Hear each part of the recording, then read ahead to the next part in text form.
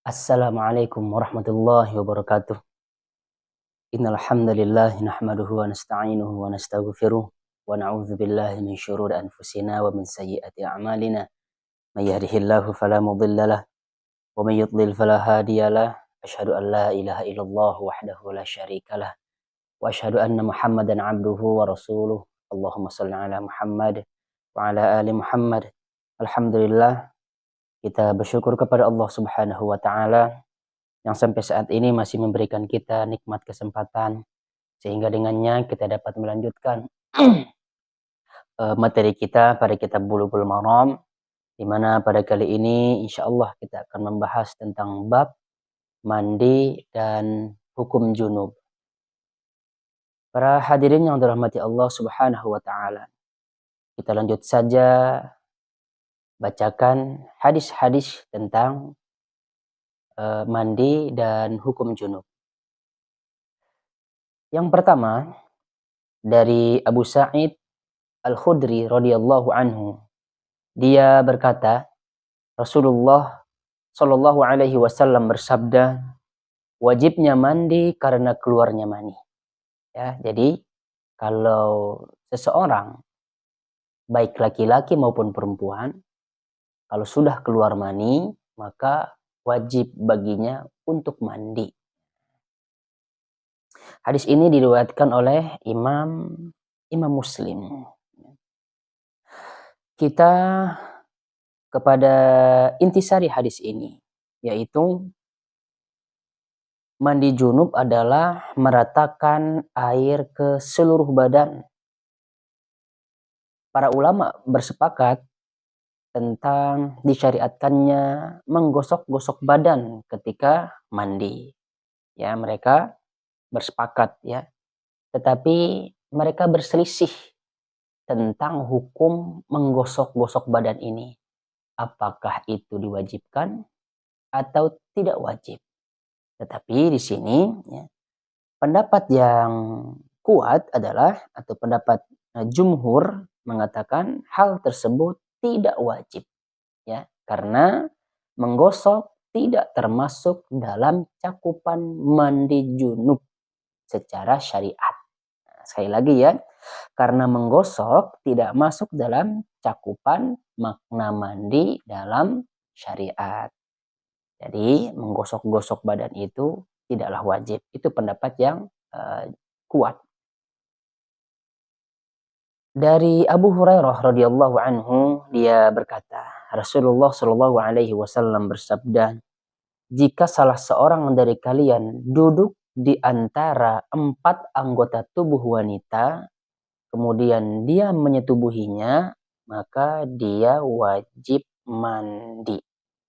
Nah, jadi para hadirin yang dirahmati Allah Subhanahu wa taala, yang dimaksudkan di sini adalah 4 anggota tubuh wanita ini hanya bentuk kiasan saja. Intinya adalah berjimak ya, berhubungan badan antara laki-laki dan perempuan.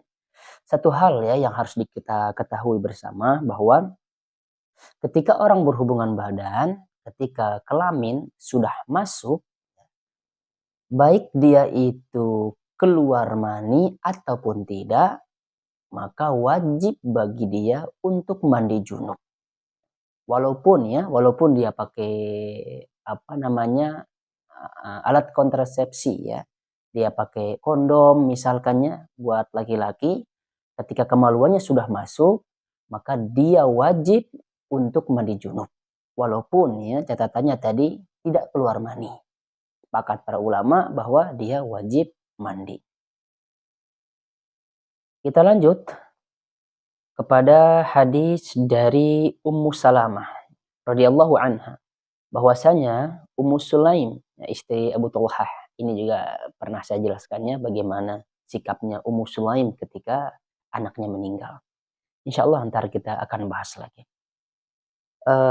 Dia bertanya, wahai Rasulullah, sungguh Allah tidak malu terhadap kebenaran.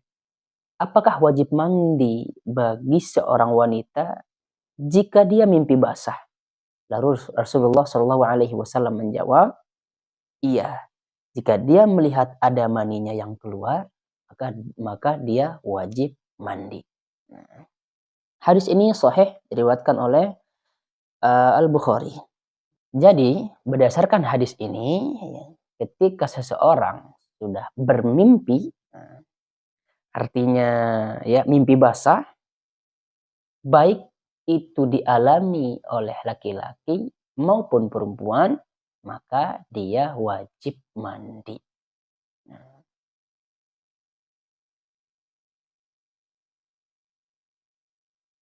Tetapi ketika orang itu mimpi, walaupun mimpinya itu ya, di dalam mimpinya itu dia mendapatkan kelezatan, kenikmatan, tapi ketika dia bangun dari tidurnya, lalu kemudian dia lihat pakaiannya atau celananya tidak basah dan tidak mengeluarkan mani, maka dia tidak wajib mandi. Ya, kalau misalkan dia lihat celananya basah, lalu kemudian dia cium ternyata itu mani, maka dia wajib mandi. Sekali lagi ya, kalau misalkan kita mimpi basah, tetapi ketika kita sudah bangun dari tidur kita, lalu kemudian kita melihat celananya ternyata tidak ada yang basah, maka kita tidak wajib mandi. Begitu ya, mudah-mudahan dapat dipahami. Akan tetapi, adapun orang yang ketika bangunnya, dia melihat di celananya itu ternyata basah, ya, dan dia sudah tahu itu ciri-ciri mani, padahal dia lupa, ya, dia lupa apakah tadi malam itu dia mimpi basah atau tidak. Lalu kemudian ketika dia bangun ternyata celananya basah, ya, itu teh air mani, maka wajib baginya untuk mandi. Walaupun dia lupa, misalkan dia ini mimpi basah atau tidak, atau mimpi bersetubuh atau tidak, tapi ketika dia melihat celananya basah, ternyata itu adalah mani, maka wajib baginya untuk mandi. Ya. Kalau yang tadi Maya, yang sebaliknya, dia mimpi basah, tetapi tidak keluar mani, dia melihat celananya tidak basah, maka dia tidak wajib mandi. Kalau misalkan orang lupa dia mimpi basah atau tidak, lalu kemudian ketika dia bangun, dia melihat air mani ternyata ada di celananya basah, maka wajib baginya untuk mandi. Wallahu a'lam.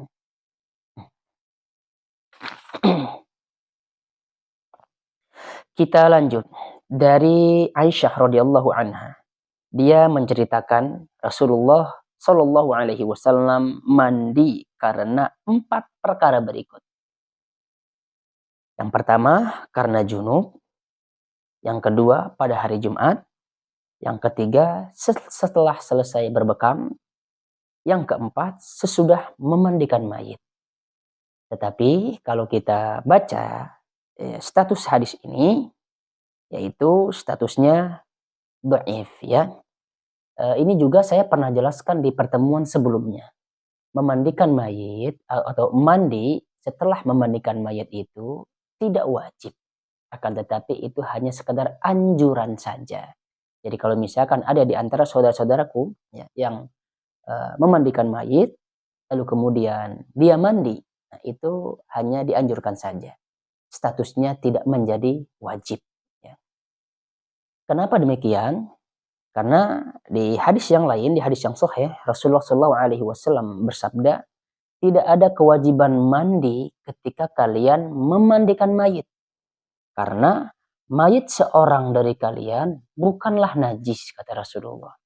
Jadi cukup dengan mencuci kedua tangan kalian. Ini yang dalil ya, yang menunjukkan bahwa tidak ada kewajiban bagi kita untuk mandi ya setelah atau ketika kita memandikan mayit. Lalu kemudian dari Abu Hurairah radhiyallahu anhu mengenai kisah Sumamah ya bin Utsal. Ketika dia masuk Islam, Nabi Shallallahu alaihi wasallam menyuruhnya mandi.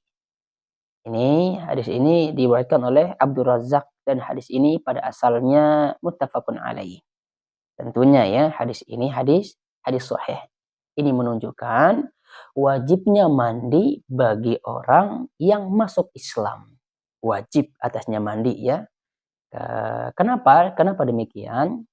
Karena kata para ulama ya, sebelum dia jadi Islam tersebut, kan dia pasti itu, pasti mimpi basah, pasti bersetubuh. Nah, ini salah satu yang menyebabkan dia itu wajib mandi tatkala dia masuk Islam. Apa hikmahnya orang yang masuk Islam itu wajib mandi? Ya.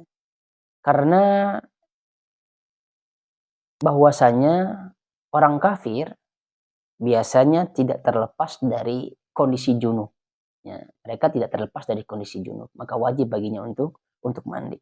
Dan para ulama kita menganjurkan bahwa orang yang masuk Islam itu dianjurkan untuk mencukur rambutnya, mencukur bulu ketiaknya, mencukur bulu kemaluannya, ya, mencukur kuku dan lain sebagainya. Itu ya anjuran ya daripada guru-guru kita. Demikian berdasarkan riwayat yang sahih bahwa Nabi memerintahkan kepada orang yang baru masuk Islam. Apa kata beliau? Buanglah rambut kekafiran darimu dan berkhitanlah.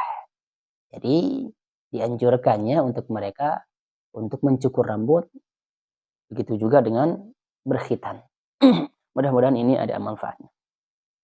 Kita lanjut kepada hadis dari Abu Sa'id Al-Khudri radhiyallahu anhu bahwa Rasulullah Shallallahu alaihi wasallam bersabda, mandi pada hari Jumat merupakan kewajiban atas orang-orang yang sudah baligh.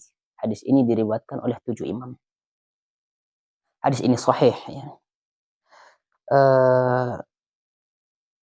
Tapi pembahasan di sini disebutkan bahwa yang pertama bisa jadi mandi ini dinisbatkan pada waktunya, yaitu hari Jumat, sehingga ia khusus untuk hari Jumat dan keutamaannya didapat jika dilakukan baik sebelum maupun setelah sholat Jumat di hari itu. Ya. Dan bisa juga nisbatnya kepada pelaksanaan sholat Jumat, sehingga ia termasuk dalam perkara menisbatkan sesuatu pada sebabnya. Maka otomatis keutamaan mandi tersebut tidak diperoleh kecuali jika ia dilakukan sebelum sholat Jumat. Ada dua kemungkinan ya. Nah, pendapat yang kedua ini tentunya lebih kuat karena sebab penuturan hadis ini sesuai dengan makna tersebut. Jadi pendapat yang kedua yang lebih rajih. Sabda Rasulullah Shallallahu Alaihi Wasallam, ya, kewajiban atas orang-orang yang sudah balik. Ya, kewajiban atas orang-orang sudah balik itu mandi pada hari Jumat. Ya, sebelum Jumat itu, jadi orang sudah balik mau mandi. Ya.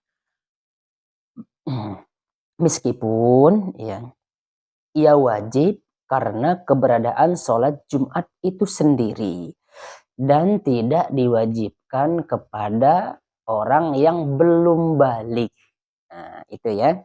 Dan pengkhususan ini, ya, mandi Jumat ini dikhususkan memang untuk para laki-laki, sedangkan untuk perempuan tidak, ya.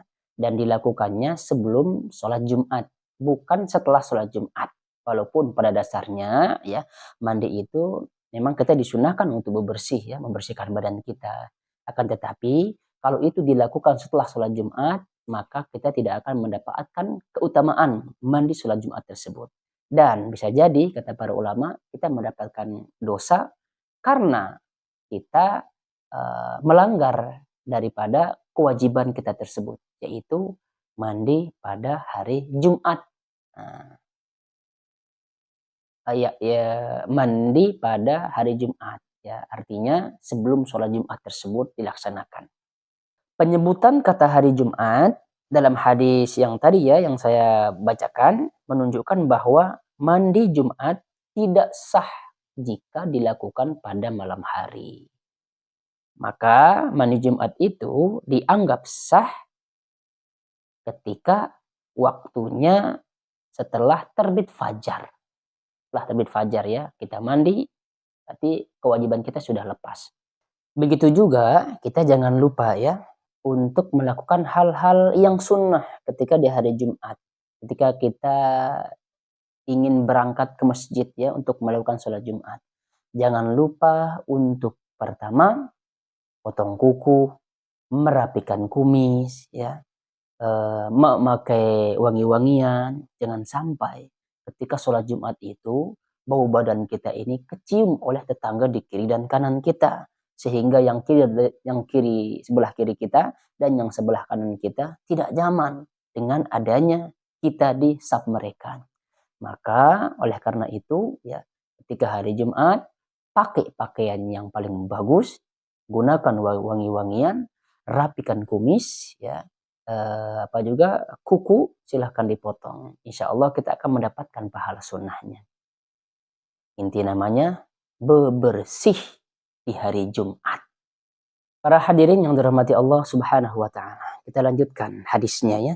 Dari Abu Sa'id Al-Khudri radhiyallahu anhu, dia bercerita, Rasulullah shallallahu alaihi wasallam bersabda, jika salah seorang kamu menyetubuhi istrinya, kemudian ingin mengulanginya lagi, maka hendaklah dia berwudu di antara keduanya. Begini ya, misalkan ada seseorang yang menyetubuhi istrinya. Nah, ketika dia ingin, dia istirahat dulu sebentar, lalu kemudian dia ingin lagi, misal ya, nah, maka kita disunnahkan untuk berwudu dulu, lalu kemudian kita lakukan lagi. Nah, kenapa demikian? Di sini disebutkan bahwa Al-Hakim menambahkan lafaznya, sebab dengan begitu, maksudnya dengan berwudu sebelum memulainya lagi, akan lebih menambah gairah untuk mengulanginya kembali. Nah itu ya, bagi yang mau 2 ronde, 3 ronde, atau 4 ronde silahkan. Akan tetapi kita selingi dulu ya dengan berwudu, supaya lebih bergairah lagi. Itu maksudnya ya.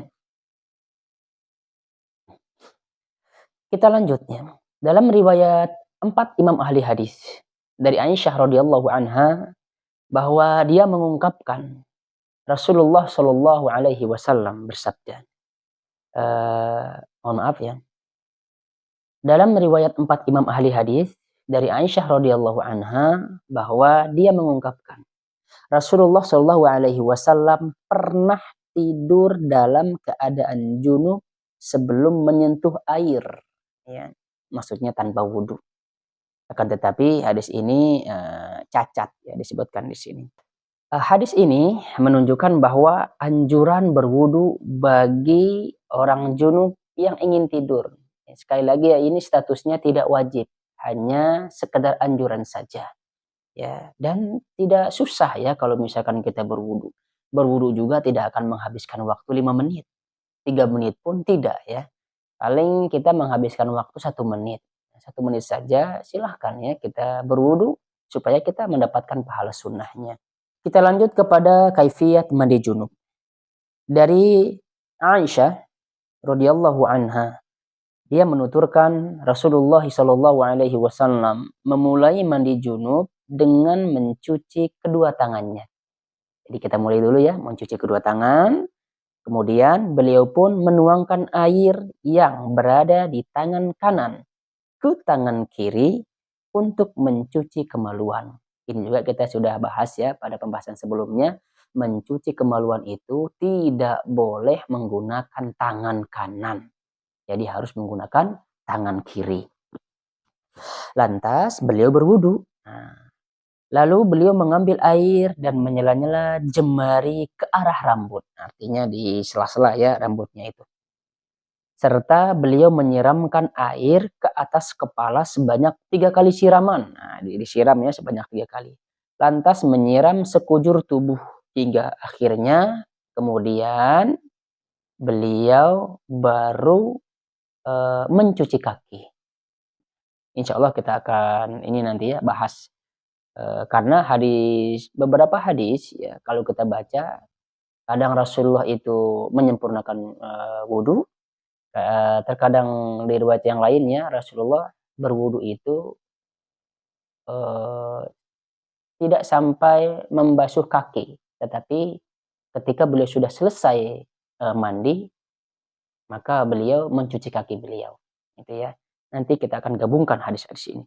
Di riwayat yang lain juga ya disebutkan bahwa ketika beliau mencuci kemaluannya dengan tangan kiri, lalu beliau menggosokkan tangan tersebut ke tanah. Ya, menggosokkan tangan ke tanah. Nah, kalau zaman sekarang namanya ya pakai sabun lah ya, pakai sabun sekarang mah. Tetapi ada satu hal yang tidak bisa dilakukan oleh sabun. Kadang bakteri tidak bisa dihilangkan oleh sabun. Ada beberapa ya, disebutkan oleh pakar, ada beberapa bakteri yang hanya bisa dihilangkan oleh tanah. Nah, insya Allah ya, nanti mah kita eh, bahas perihal ini. Atau kita bisa lihat lebih detailnya di media-media sosial tentang bakteri yang hanya bisa dihilangkan oleh tanah, yang bisa dibunuh oleh yang tanah gitu. Dari Ummu Salamah radhiyallahu anha, dia berkata, "Aku pernah bertanya, wahai Rasulullah, aku seorang wanita yang gemar mengikat rambut. Maka apakah aku harus membuka ikatan tersebut jika hendak mandi junub?" Kata beliau ya. Pada riwayat lain disebutkan, dan ketika akan mandi haid. Nah, gitu. Beliau menjawab, Rasulullah SAW menjawab, tidak perlu.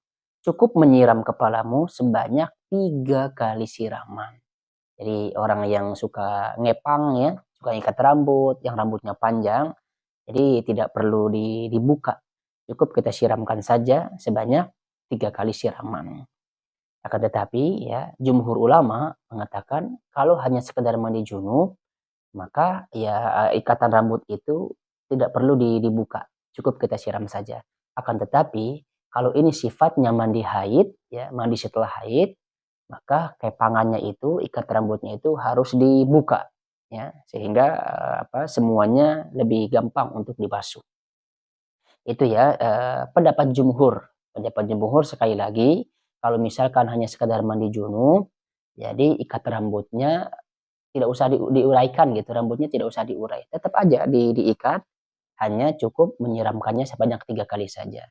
Akan tetapi kalau misalkan itu adalah mandi suci dari haid, nah, maka ikatannya itu wajib dibuka.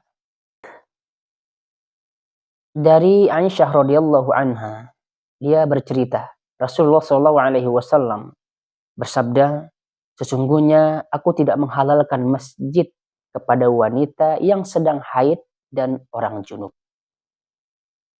Status hadis ini adalah dhaif ya. Ia dinukil oleh Abu Dawud dan Ibnu Khuzaimah. Para ulama berselisih tentang masalah ya masuk masjid saat junub. Jumhur ulama termasuk imam yang 4 ya, mereka melarangnya, melarang orang yang haid, melarang orang yang sedang junub ya,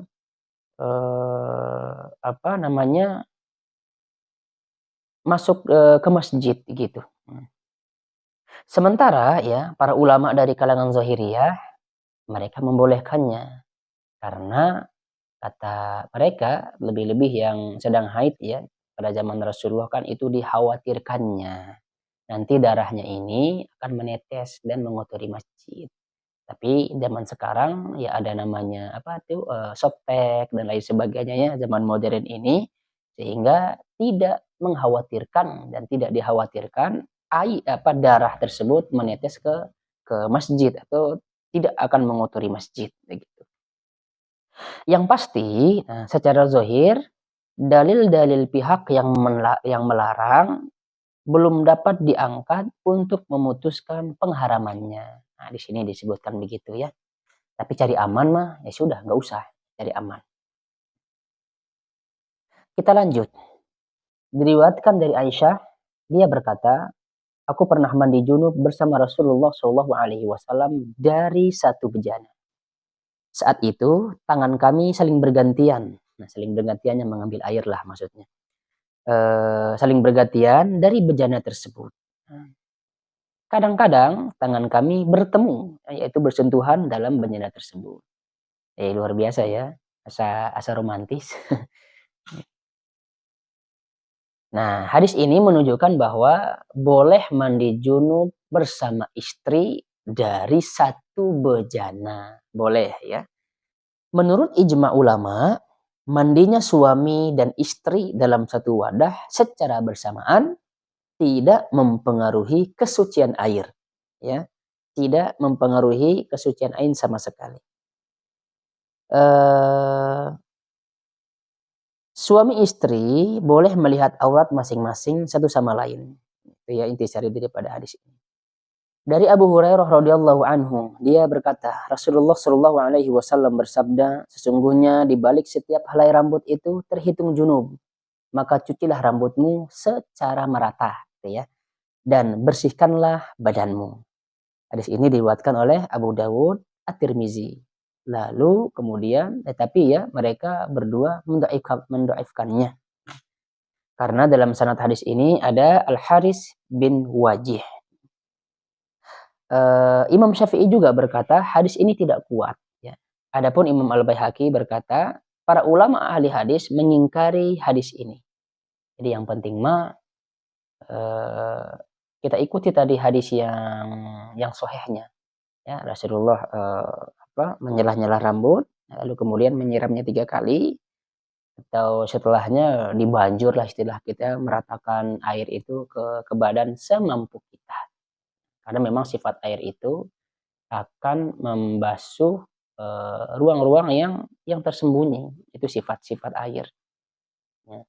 Nah, jadi sekarang kita simpulkan ya tentang mandi junub ini. Nah, yang pertama kita cuci tangan dulu. Kita cuci tangan, lalu kemudian kita membersihkan kemaluan. Ingat ya, dengan tangan kiri pakai sabun. Nah, kalau sekarang pakai sabun. Nah, setelah pakai sabun, kita berwudu dengan sempurna. Kita berwudu dengan sempurna. Nah, setelah kita berwudu, kita selah-selah ini rambut kita terus sampai rata begitu. Lalu kemudian kita siram 3 kali. Nah, setelahnya kita basahi seluruh tubuh kita. Nah, jadi ketika ada pertanyaan, apakah kita harus berwudu lagi? Jawabannya adalah tidak perlu berwudu lagi. Karena tadi kita sudah berwudu. Sebelum kita mandi itu sudah berwudu. Dan walaupun kita tidak berwudu juga, itu sudah mencukupi ketika kita mandi junub tersebut. Ketika kita mandi besar tersebut. Akan tetapi ini kita disunahkan untuk berwudu. Wallahu a'lamnya, mudah-mudahan ini ada manfaatnya. Subhanakallahumma wa bihamdika asyhadu an la ilaha illa anta astaghfiruka wa atubu ilaik. Assalamualaikum warahmatullahi wabarakatuh.